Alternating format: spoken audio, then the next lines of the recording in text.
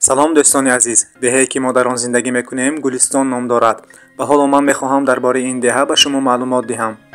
دهه ما در جماعت دهاتی فروعی شهر پنجکین جایگیر است. از دهه تا مرکز ناحیه 30 کیلومتر راه، اهالیش قریب 2,500 نفر را تشکیل می‌دهد.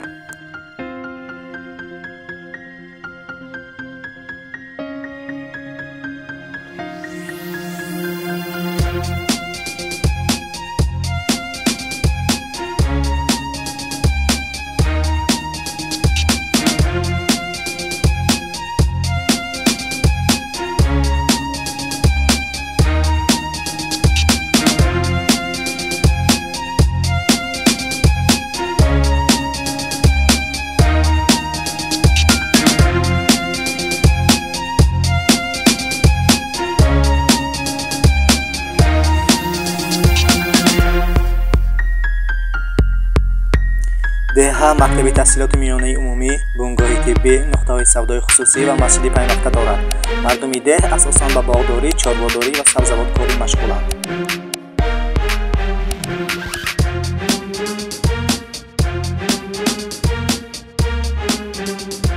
سال 1968 بعد به استفاده دادن کانال ملغدر و آبیاری شدن زمین‌های بیکار خوابیده، ساکنان بلندکوهی دهه‌های وین پارمنت پغنه به اینجا کوچ بستند.